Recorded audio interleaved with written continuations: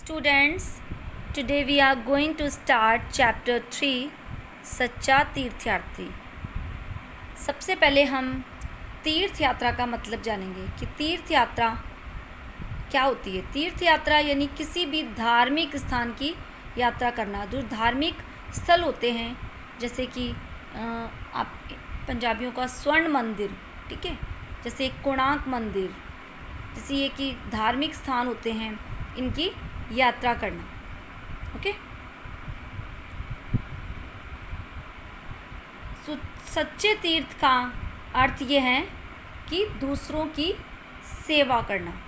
यदि हम सच में तीर्थ यात्रा करना चाहते हैं तो हमारे जो आसपास दीन दुखी हैं, यदि हम उनकी सेवा करेंगे तो हमें तीर्थ यात्रा का सुख प्राप्त होगा, यानी भगवान उसी में प्रसन्न होंगे।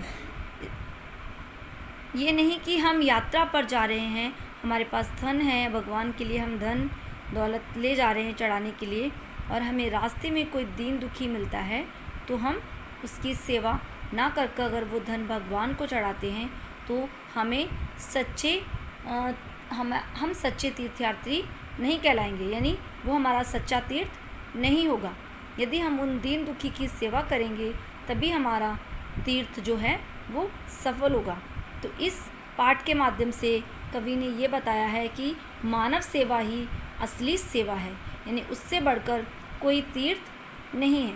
जैसा कि इस पिक्चर्स में आप देख सकते हैं, इस चित्र में ये व्यक्ति भगवान की आराधना कर रहे हैं। यहाँ पे भगवान की मूर्ति की आराधना कर रहा है और यहाँ पे ये व्यक्ति असहाय बैठा हुआ है। इसको सहायता की ज़रूरत है। यदि इसकी सहायता की जाए तो उसी में जो है भगवान प्रसन्न हो जाएंगे। ओके, तो ये नहीं कि हम अपने आसपास के लोगों को इग्नोर कर भगवान की पूजा आराधना करें। तो भगवान जो हैं पूजा आराधना से खुश नहीं होते हैं, भगवान खुश होते हैं ईश्वर मानव सेवा से।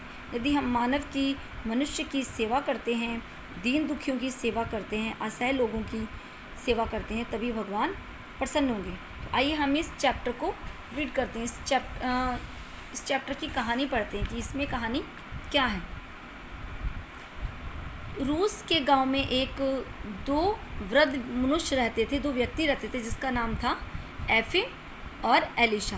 यानी एफिम और एलिशा नाम के दो वृद्ध यानी कि बूढ़े व्यक्ति रहते थे रूस के किसी गांव में। वे बहुत ज़्यादा घनिष्ठ यानी बहुत गहरे दोस्त थे। एफिम बहुत ज़्यादा गंभीर सीरियस इंसान था और विचारवान, यानी कि बहुत समझ के काम करता था, सोच विचार करके वो काम करता था। वह अपने परिवार की देखभाल बहुत ही अच्छे से करता था। लेकिन जो एलिशा था वो उसके पास ना तो धन दौलत थी, वो बहुत ही निर्धन व्यक्ति था, यानी बहुत ही कम चीज़ों में ही वो अपने जीवन का गुजारा कर रहा था। वो सिर्फ मधुमक्खियों को पालकर ही अपने परिवार का पेट पालता था। लेकिन वो बहुत दयालु था, उसका हृदय बहुत विशाल था, वो हमेशा खुश रहता था। वह अपने परिवार तथा पड़ोसियों के साथ हमेशा शांति से रहता था और सभी की हेल्प करता था। दोनों मित्र एक साथ, यानी उन्होंने तीर्थ यात्रा पर जाने की प्रतिज्ञा की। यरूशलेम जो है एक स्थान का नाम है जहाँ पे जीसस क्राइस्ट का बर्थ हुआ था। यरूशलेम जो है, उन्होंने वहाँ पे जाने की प्रतिज्ञा की। तो एलिशा जो था वो तो हमेशा चलने के लिए तैयार रहता था, परंतु जो एफिम था उसे समय नहीं मिल पाता था, क्योंकि उसके पास बहुत सारा काम था। उसे लगता था ये भी काम कर लूँ, वो भी काम कर लूँ, उसके बाद ही मैं जो है तीर्थ यात्रा पर चलूँगा। तो एक दिन एलिशा ने बहुत जोर देकर कहा, क्यों मित्र, हम अपनी प्रतिज्ञा कब पूरी करेंगे?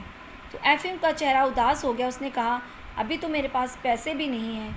तो एलिशा बोला कि तुम्हारे पास तो मुझसे 10 गुना अधिक धन है, फिर तुम ऐसी बात क्यों करते हो?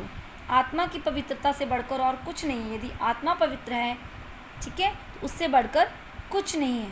यानी आत्मा की पवित्रता जो है वही जो है तीर्थ यात्रा से आत्मा पवित्र होती है।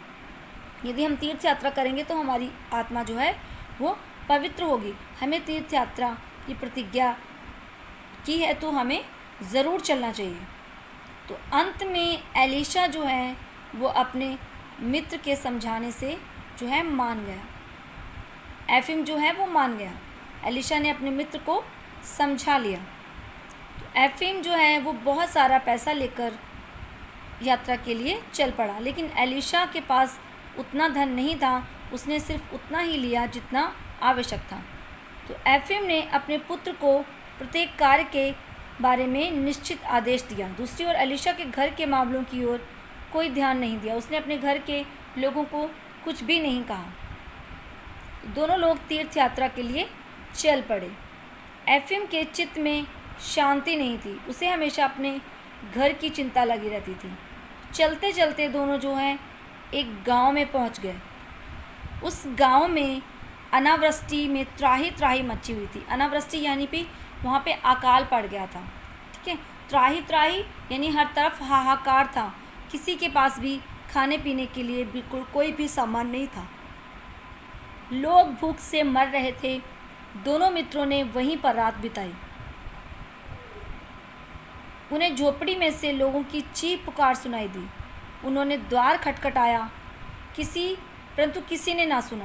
यानी दोनों ने जब वहाँ पे रुकने का विचार किया तो जैसे ही उन्होंने एक झोपड़ी का द्वार खटखटाया तो किसी ने भी उनको नहीं सुना। एलिशा के धक्का देते ही द्वार खुल गया और जैसे ही वो अंदर गया उसने देखा कि झोपड़ी के अंदर का वातावरण बहुत ही बुरा था। यानी वहाँ पे दुर्गंध आ रही थी। दुर्गंध मतलब बदबू आ रही थी। एक स्त्री भूमि पर यानी ज़मीन पर मरणासन अवस्था में पड़ी थी। मरणासन यानी कि एकदम से मरी हुई अवस्था में, मृत अवस्था में, यानी वो समझ लो लगभग मर ही चुकी थी। उसने पूछा, आप लोग कौन हैं, क्या चाहते हैं? हमारे यहाँ कुछ भी नहीं है। उसी समय एक बच्चा बोला, बाबा हम भूखे, हमें रोटी दे दो। तभी लड़खड़ाता हुआ एक मनुष्य आया और वहीं गिर पड़ा। यानी बोला, रोग और भूखमरी ने हमें घेर रखा है, मेरा पुत्र भूख से मर रहा है। यानी ये तीनों लोग बहुत ज़्यादा असहाय थे, यानी उन्हें मदद की ज़रूरत थी।